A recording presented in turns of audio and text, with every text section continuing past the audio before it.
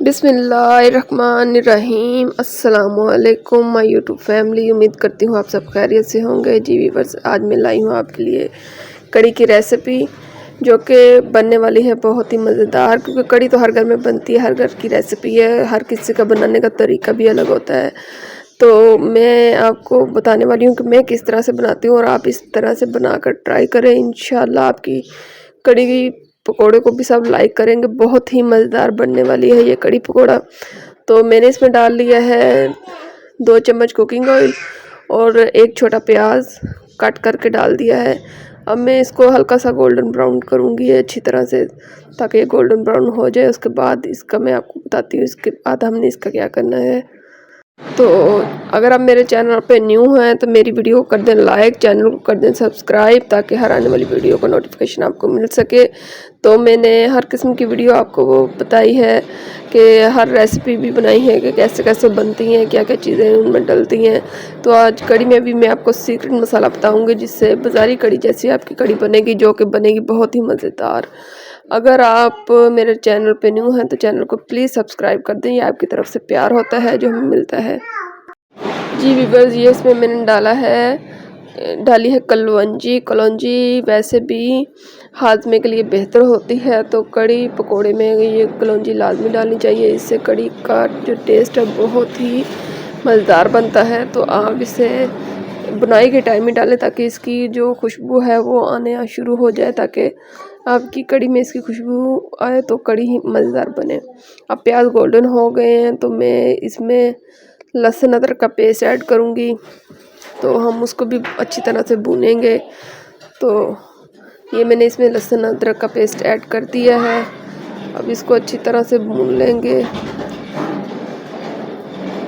ये मैंने इसको अच्छी तरह से भूना है। तो इसमें हम लहसुन अदरक को ना आप अच्छी तरह से इसकी बुनाई करके इसमें बाद में टमाटर ऐड किया करें, ताकि जो लहसुन की स्मेल होती है ना वो कच्ची कच्ची से ना आए आपके खाने में। ना कई लोग कहते हैं कि लहसुन की स्मेल नहीं जाती, तो लहसुन की बुनाई जब अच्छी तरह से हो जाए ना तो वो कच्चापन उसका नहीं रहता। जब वो लहसुन अदरक का पेस्ट भुन जाए तो उसमें आप ऐड कर दें टमाटर। कई लोग टमाटर को स्किप करते हैं, नहीं डालते कड़ी में, तो मैं इसे डालना पसंद करती हूँ, क्योंकि इससे कड़ी का टेस्ट और मज़ेदार बनता है। कई लोग इस टमाटर को अपनी कड़ी में ऐड नहीं करते। तो आप कड़ी पकौड़ा किस तरह से बनाते हैं मुझे कमेंट्स में ज़रूर बताइएगा। अगर आपको मेरी वीडियो पसंद आए तो वीडियो को लाइक ज़रूर कीजिएगा। तो इसमें मैंने 2 चम्मच नमक ऐड किया है। अपने टेस्ट के हिसाब से आप ऐड कर लें कि आप कितनी कड़ी पका रहे हैं, उस हिसाब से नमक मिर्च अपनी ऐड कीजिएगा। तो मैं यहाँ 1 प्याली भरकर बेसन की मैंने इसमें ऐड करनी है, और लस्सी है 2 कप दही की मैंने बनाई थी, तो वो ऐड करूँगी मैं इसमें। तो मैं टमाटरों को अच्छी तरह मैश करूँ, ताकि ये कड़ी में बाद में नज़र ना आए, ये अच्छी तरह से मैश हो जाए। तो इसकी बुनाई आपने अच्छी तरह से कर लेनी है। उसके बाद इसमें आपने ना जो कड़ी का मटेरियल बेसन और दही मिक्स करके रखा ना वो इसमें ऐड करना है। इसमें मैंने 1 चम्मच हल्दी ऐड कर दी है। तो मैं टमाटरों को अच्छी तरह दबा के इनको मैश कर रही हूँ, ताकि ये अच्छी तरह से बुनाई में शामिल हो जाए। तो अच्छी तरह से आपने इसकी बुनाई ज़रूर करनी होती है। तो कड़ी हर घर की शान है, ये हर कोई पसंद करता है, हर कोई खाना पसंद करता है। तो वैसे भी सर्दियों के इस मौसम में पकोड़े खाने का तो वैसे ही सबका दिल करता है। तो कड़ी पकोड़ा बना ले तो और भी अच्छा हो जाता है, लोग शौक़ से खा लेते हैं। मेरी फैमिली में तो कड़ी पकोड़ों को बहुत लाइक किया जाता है, इसलिए मैं इसे ज़रूर ट्राई करती रहती हूँ 15-20 दिन बाद। तो ये देखें, अब मैंने इसमें बेसन और दही की जो लस्सी बनाई थी वो मैंने इसमें मिक्स करके ऐड कर दी है। इसमें पानी डबल जाता है, तो मैंने 1 लीटर पानी और ऐड कर दिया है, क्योंकि कड़ी का मतलब ही यही है कि कड़ कर कर पके और मज़ेदार सी बने। तो कड़ी जितना पकेगी उतना ही आपकी कड़ी मज़ेदार बनेगी और अच्छी खुशबू आएगी उसमें से। तो इसका मेन पार्ट ये है कि आपने इसको हिलाते रहना जब आपने इसमें बेसन ऐड कर दिया तो, क्योंकि अगर नहीं हिलाएंगे ना तो वो गुठलियाँ सी बन जाएंगी, आपकी कड़ी मज़ेदार नहीं बनेगी। इसमें मैंने 1 चम्मच सूखा धनिया ऐड कर दिया है। पिसा हुआ, आप इसे कुटा हुआ भी डाल सकते हैं, साबुत भी डाल सकते हैं, जैसे आपको पसंद हो। तो अब मैं इसमें 1 चम्मच है ना गरम मसाले का भी ऐड करूँगी जी। तो ये आपने बुनाई के टाइम ये चीज़ें नहीं ऐड करनी, उससे क्या है कि आपके सालन का जो रंग है ना वो ब्लैक हो जाएगा। गरम मसाला बाद में ऐड करते होते हैं ताकि ये खुशबू के तौर पर इस्तेमाल किया जाता है। तो यहाँ मैं अब इसको अच्छी तरह से कड़ी को पकाती रहूँगी ताकि ये पक जाए अच्छी तरह से, फिर इसको हम रख देंगे। कड़ी पकते पकते कम से कम घंटा 2 घंटे लग ही जाते हैं कड़ी को अच्छी तरह से पकाने में और पकोड़े निकालने में। तो कड़ी दो हांडियों जितना घी भी खा जाती है, इतना मुझे ज़रूर पता है कि इस पे घी भी ज़्यादा लग जाता है। तो लेकिन ये 2-3 दिन खाई भी जाती है मज़े से। चाहे आप उबले हुए चावलों के साथ इसको इस्तेमाल करें, चाहे इसे रोटी के साथ इस्तेमाल करें। तो ये देखिए अब कड़ी हमारी गाढ़ी होना शुरू हो गई है, पकना शुरू हो गई है। ये अच्छे से पक जाएगी तो मैं इसको ढाँप कर रख दूँगी, फिर ये हल्की आग पे पकती रहेगी अच्छी तरह से। तो ये देखिए इसमें बबल्स आना स्टार्ट हो गए हैं, तो इसका मतलब है हमारा बेसन जो है वो अच्छी तरह से इसमें मिक्स हो चुका है। तो अब हम इसको थोड़ा सा चम्मच के साथ हिला के इसको फिर हम रख देंगे दम पे, ये हल्की आग पे पकती रहेगी।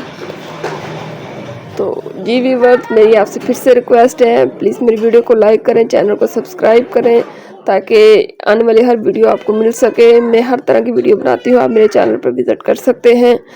मैंने रेसिपी की और भी वीडियोस दी हुई हैं, जो मेरे चैनल पे न्यू हैं तो प्लीज़ सब्सक्राइब ज़रूर कीजिएगा, ये आपकी तरफ से प्यार है।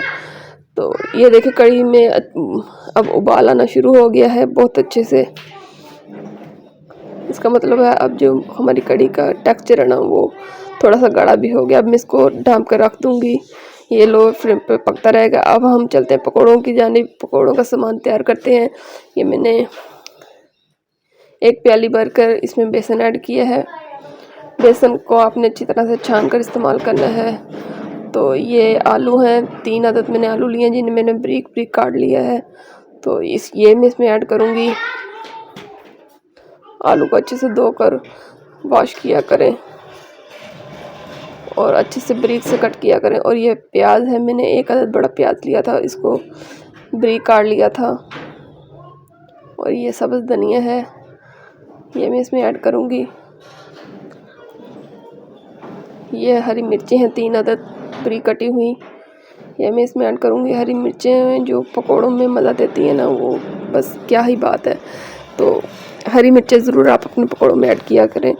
तो पहले मैं इसे वैसे ही हल्का सा मिक्स कर लूँगी, उसके बाद हम इसमें पानी ऐड करेंगे और अपने मसाले ऐड करेंगे।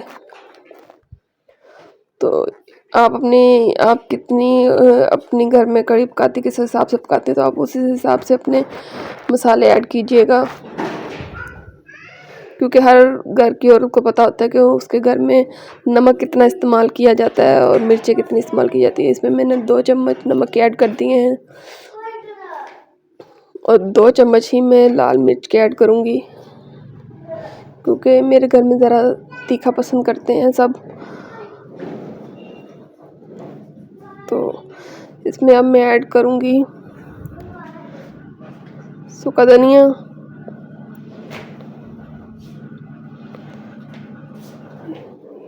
अब मैंने ऐड किया है इसमें गरम मसाला,